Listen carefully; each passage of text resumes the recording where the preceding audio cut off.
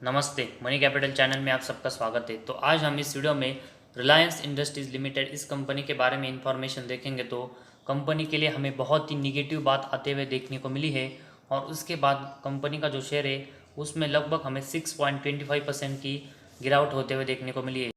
तो ये वीडियो जो हम बना रहे वो मार्केट का जो समय चल रहा है उसके बीच में बना रहे, तो उसी वजह से मार्केट बंद होने तक कंपनी का जो शेयर है उसमें 1-2% की जो गिरावट है वो हमें थोड़ी ऊपर नीचे होते हुए देखने को मिल सकती है। लेकिन ये न्यूज़ कंपनी के बिजनेस के लिए हमें बहुत ही ख़राब देखने को मिल रही है। उसकी वजह से शॉर्ट टर्म की नज़र से अगर हम देखेंगे तो कंपनी के शेयर में हमें ऐसी गिरावट देखने को मिल सकती है। तो कंपनी के रिलेटेड क्या ख़राब न्यूज़ आई है और उसकी वजह से कंपनी के बिजनेस कैसे हमें अफेक्ट होते हुए देखने को मिल सकता है, उसके बारे में फुल डिटेल्स हम इस वीडियो में देखते हैं। तो सबसे पहले रिलायंस इंडस्ट्रीज़ के लिए कौन सी नेगेटिव न्यूज़ आई है उसके बारे में हम इंफॉर्मेशन देखते हैं और उसके बाद इससे कंपनी का जो बिजनेस है वो कैसे अफेक्ट हो सकता है उसके बारे में फुल डिटेल्स हम देखते हैं। तो सबसे पहले रिलायंस के बारे में देखेंगे तो रिलायंस इंडस्ट्रीज़ का जो शेयर है वो हमें निगेटिव न्यूज़ आने के बाद लगभग 8% की गिरावट कंपनी के शेयर में जो होते हुए देखने को मिली है। उसका सबसे बड़ा अगर हम रीज़न देखेंगे तो गवर्नमेंट है वो हमें पेट्रोल, डीजल और जो जेट फ्यूल शिपयार्ड है और सी जो कि इंडियन फर्म के द्वारा यूज़ होता है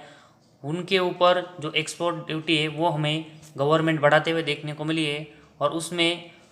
पेट्रोल के बारे में देखेंगे तो गवर्नमेंट हमें 6 रुपीज़ पर लीटर का जो एक्सपोर्ट है वो पेट्रोल पर बढ़ाते हुए देखने को मिले। साथ ही में एविएशन टर्बाइन फ्यूल और जो डीजल है उसके ऊपर हमें 13 रुपीज़ पर लीटर का जो टैक्स है वो गवर्नमेंट एक्सपोर्ट में यहाँ पर बढ़ाते हुए देखने को मिली है। तो जिस तरह डोमेस्टिक मार्केट में हमें डिमांड पेट्रोल और डीजल की बढ़ते हुए देखने को मिली और इसकी वजह से हमें पेट्रोल और डीजल के जो रेट है वो इंडिया में बढ़ते हुए देखने को मिले। ऐसे में इन रेट को कंट्रोल करने के लिए हमें जो स्टोरेज है उनके ज़्यादा होने चाहिए, तभी हमें इनके रेट कम होते हुए देखने को मिलेंगे। और रिलायंस इंडस्ट्रीज और साथ ही में जो पेट्रोल और डीजल कंपनियां जो एक्सपोर्ट करती है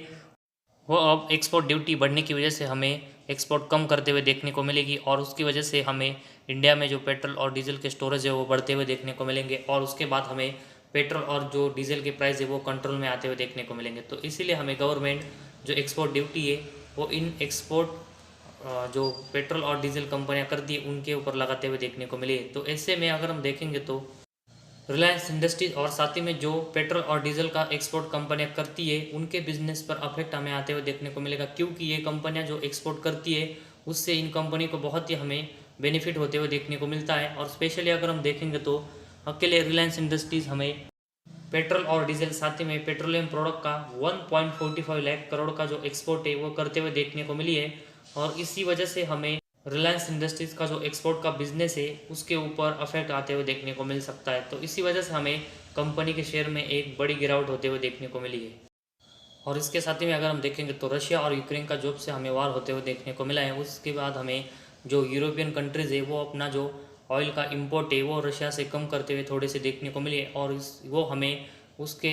अल्टरनेट इंडिया से जो ऑयल और जो पेट्रोलियम प्रोडक्ट है उसका इंपोर्ट करते हुए देखने को मिली है। तो ऐसे में इंडिया का जो एक्सपोर्ट है वो हमें यूरोपियन यूनियन में यहाँ पर बढ़ते हुए देखने को मिला है, जिसमें हमें पेट्रोलियम प्रोडक्ट्स भी यहाँ पर देखने को मिले हैं और उसकी वजह से हमें इंडिया के जो ऑयल रिफाइनरीज कंपनी है उनको बेनिफिट होते हुए देखने को मिला है। तो इसमें हमें रिलायंस इंडस्ट्रीज़ का भी नाम देखने को मिला है और ऐसे में रिलायंस इंडस्ट्रीज़ और उसके साथ ही में जो ऑयल रिफाइनरीज कंपनियाँ हैं वो एक्स्ट्रा हमें जो इनकम करते हुए देखने को मिली थी उनका जो इनकम है वो हमें अब कम होते हुए देखने को मिलेगा। और कंपनी का जो ओवरऑल परफॉर्मेंस है जिसमें कंपनी हमें रिलायंस एक्सपोर्ट करते हुए देखने को मिलती है तो उसके नेट प्रॉफिट और बाकी के परफॉर्मेंस है उसके ऊपर हमें बहुत ही बड़ा इम्पैक्ट आते हुए देखने को मिलेगा। और उसी वजह से हमें रिलायंस इंडस्ट्रीज का जो शेयर है उसमें एक बड़ी गिरावट यहाँ पर देखने को मिली है। तो एक्सपोर्ट ड्यूटी की वजह से कंपनी को जो हमें नुकसान होते हुए देखने को मिलेगा उसके एग्जैक्टली जो नंबर्स हमें आ जाते हुए देखने को नहीं मिलते, तब तक हमें इस कंपनी में लॉन्ग पोजीशन अभी नहीं करनी चाहिए,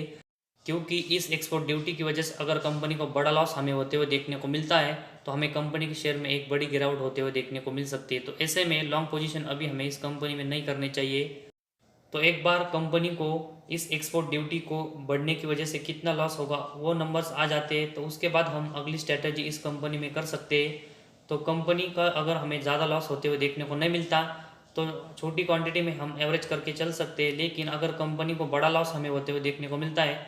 तो कंपनी के शेयर में हमें बड़ा डाउनफॉल आते हुए देखने को मिलेगा। और ऐसे में अगर हमने अभी इस कंपनी में लॉन्ग पोजीशन बनाए तो हमें बहुत ज़्यादा लॉस भी होते हुए देखने को मिलेगा। तो ऐसे में कंपनी के एग्जैक्ट कितना लॉस होगा उसके नंबर आ जाते हैं, उसके बाद हम इस कंपनी में अगली स्ट्रैटेजी करेंगे। तो फिलहाल हमें इस कंपनी में अभी लॉन्ग पोजीशन अवॉइड करना चाहिए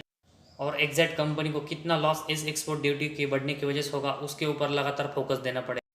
तभी हमें एग्जैक्ट पता चलेगा कि इस कंपनी में हमें किस तरह की पोजीशन आने वाले दिनों में करनी चाहिए। फिलहाल आज हमारे इस वीडियो में बस इतना ही। अगर आपको हमारा वीडियो पसंद आया तो इस चैनल को ज़रूर सब्सक्राइब कीजिए।